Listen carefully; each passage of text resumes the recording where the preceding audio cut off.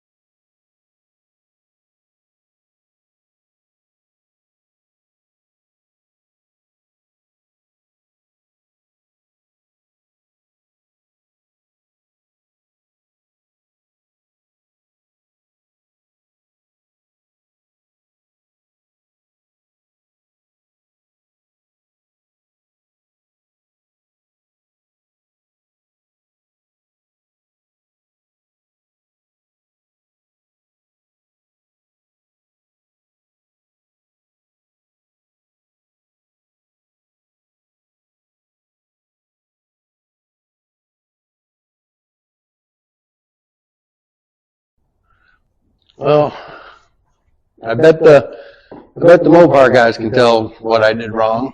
I put the water pump on. Oops, let me get you guys back in here again. Sorry. Move forward. Okay, so what I did was I put the water pump on and everything, pulled it all down, had it all good and everything. Well, go to put the timing cover on, and behind the intake of the water pump is a hole right here for a bolt that I could not get to because this was in the way.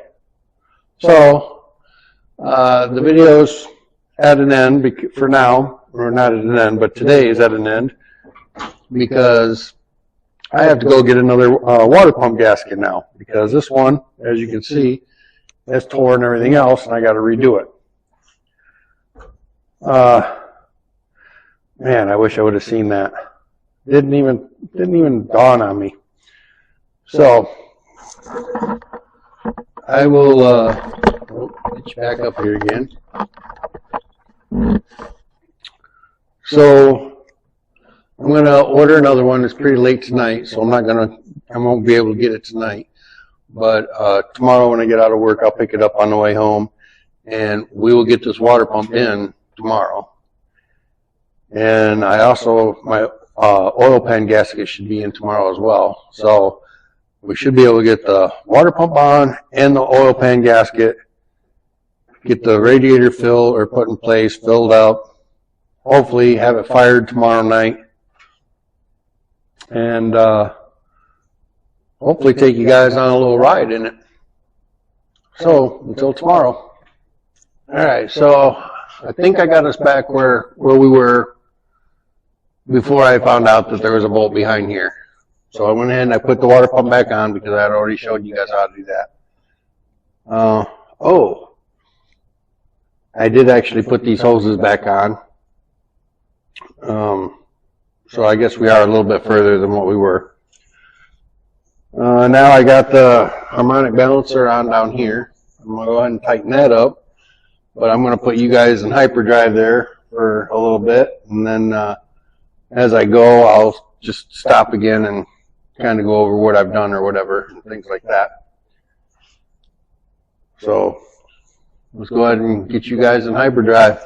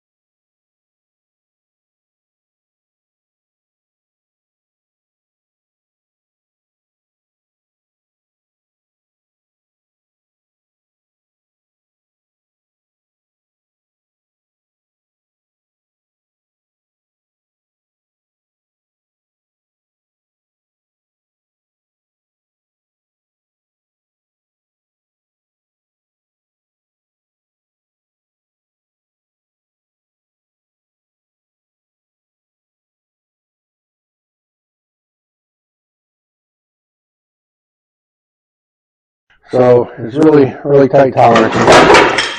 Whoops. It's really tight tolerances, but I went ahead and I got the bolts on this pulley, got the bolts on the crank pulley, got the belt put on, got the tensioner for the alternator tightened up. Now I'm going to put the radiator on, but I had to make sure that I put these rubber cushions on my radiator mounts, and then I also have them on my radiator. Well, there you go. You can see a little bit of the rubber there. Those have rubber cushions or isolators or insulators or whatever you want to call them on there. And I'll just twist that around and put it in here. And so I'll do that and I'll bring you right back. All right, so I got the radiator in. And it's pretty tight. That's why I don't have a fan on. I got electric fans. It clears the water pump pulling and everything, but it's tight. And I got to clamp down with these and some button cap bolts here. The hex or Allen wrench type. One thing that's been bugging me is this overlap here, so I think I'm going to go ahead and cut that down on both of these. And then finish hooking up the hoses. There's one there. I still got the hose right there for the bottom part. Well, yeah, she's coming along pretty good. Radiator's in, timing cover, water pump, belts, pulleys.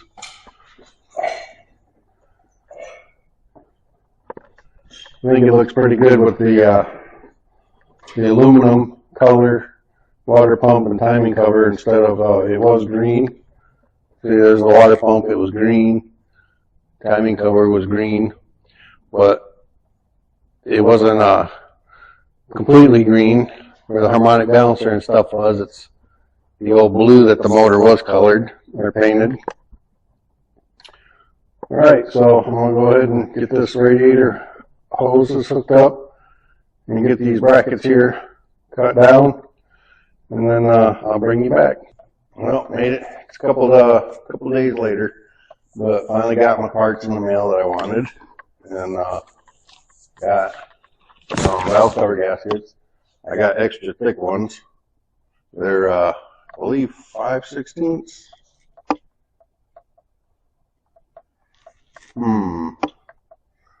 Somewhere around here it says, oh, yep, 5/16. It's actually like two of them glued together or whatever. It says that there's some sort of metal in between them. So hopefully they'll be better on my Valiant. So today, here's the number for it, 1646. So today we're gonna install the valve cover gaskets and the oil pan gasket, and that should be able to get it running and driving around. And then here in a week, it's going to be going to the muffler shop and have an exhaust put on it. And then when I get it back, I should be ready to cruise it around. But I am going to be able to cruise it around on this video before the exhaust. So let's just go ahead and get into it. All right. So the valve cover gaskets, they seem to be sealed, but yet at the same time, I had what looked like a little bit more oil kind of seeping around the edges of them. So as you can tell, these are quite a bit thicker. Oh, let me get the other gold one here. Let me flip this around here for me. All right, so as you can tell, the difference in them. The old gasket is pretty thin, where this new one it's like double the size of them. So it should seal up a lot better. And I like this one because it's also cork. So I like the cork ones for some reason. I'll just take this, slide it in here, and whoop. Come on, baby. There we go.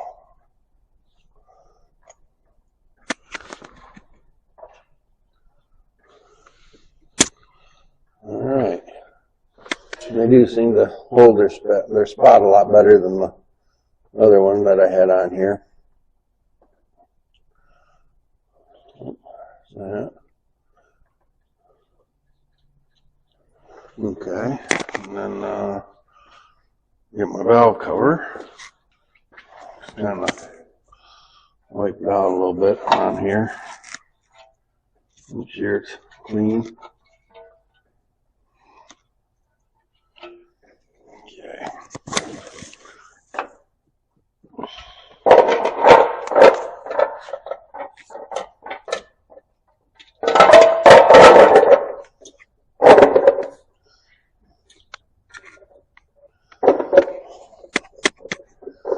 Okay. Get the nuts to put on it.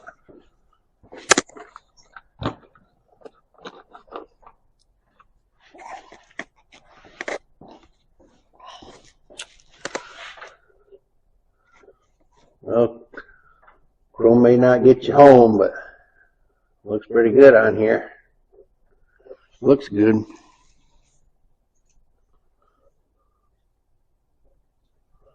Chrome looks good on some things and not so good on others. Some of the motors look good with having chrome on them. Some of them I'd rather just see just original, or I like the aluminum fin ones, or aluminum valve cover gaskets and stuff like that. I like those.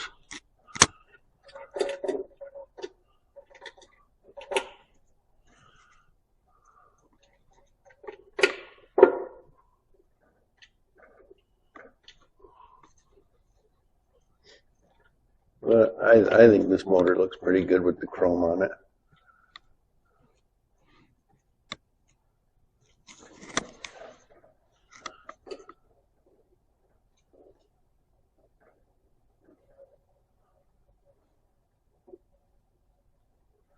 Alright. Oops, that one just doesn't want to start. Oop.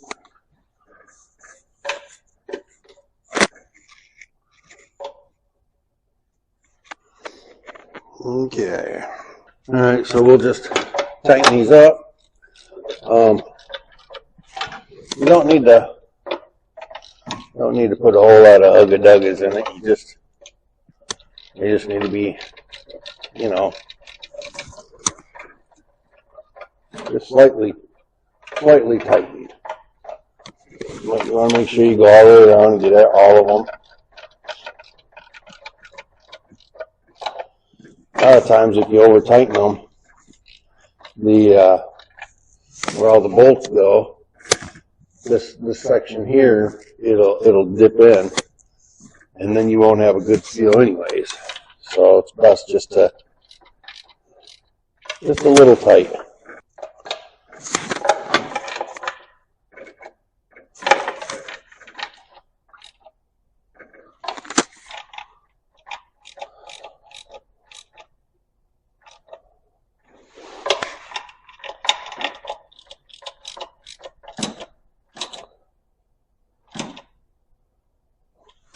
Just a little bit.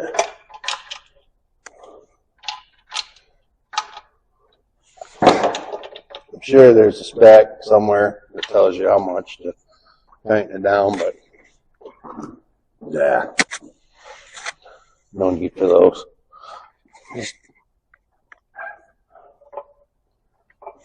All right. Now go to the other side and get that one done, and done with valve cover gaskets. Then I can jump onto the oil pan. The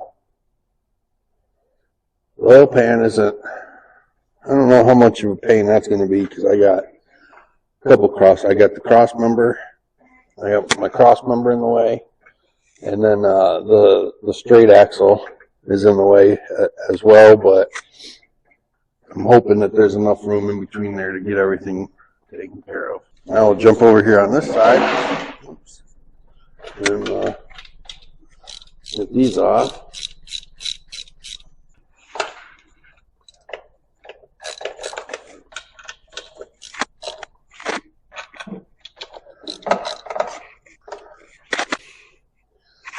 Probably got the other side. The bolts on the other side are tighter right now than what I had on this side. But there's a heck of a lot more gasket there than what's on this side right now.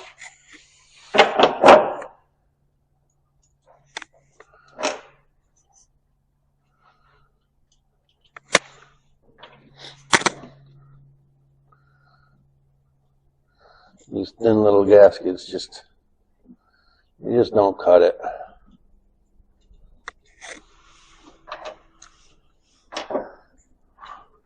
I like the big Bertha ones put in there. Oh yeah, there's. I don't know if you can see, but it's a little damp right here on the edge. I mean, it's still sealed. Well, this corner wasn't. Looks like it might have been leaking just a touch. So we'll get these out of here. Goodbye. And grab the new one, put it on, and if you want, you can also put a little RTV down or whatever on these to make sure they seal better to you. But I just don't foresee me needing that right now, so that's why I didn't put it down. Let's put this on the other way, like this.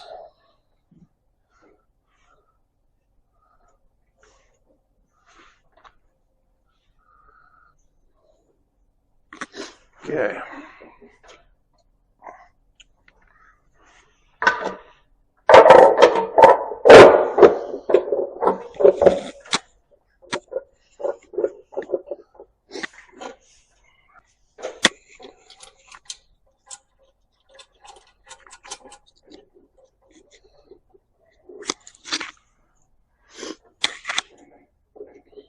And on when I do these, I tighten all the bolts up evenly, or I take them down, put them down on the pan evenly, and then when I go to tighten them,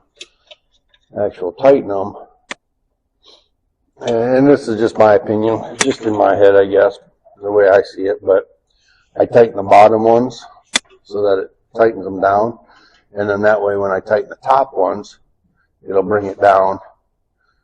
And to me, I feel that it causes more of a tighter fit in here.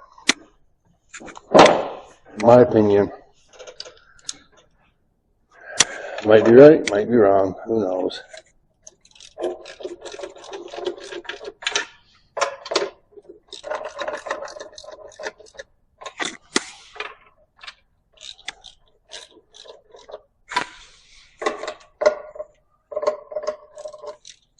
Alright. So.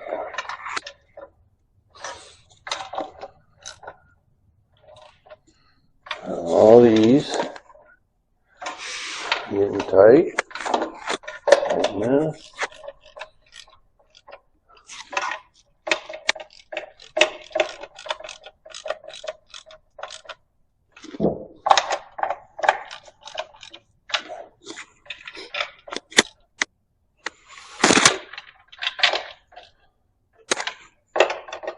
Just make sure when you tighten it down that you don't tighten it down so much that you bend your valve cover. I think that's the whole thing about it, or the whole secret to not having any leaks is don't tighten it down so much that you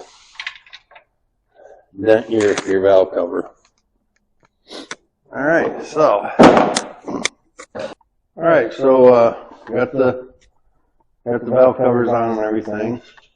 Let's just walk over here and make sure my battery's hooked up, and let's go ahead and just try firing it up one time. Oh, battery's not hooked up. Okay, so we'll just go ahead and hook that up. We'll turn you guys around here for a second. Alright, so I got you guys turned around. Go ahead and turn the key on with pump.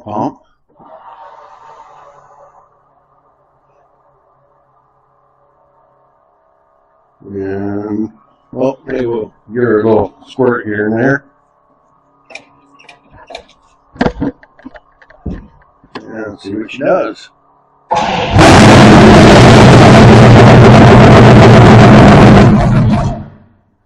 Alright, so she fires. She's loud.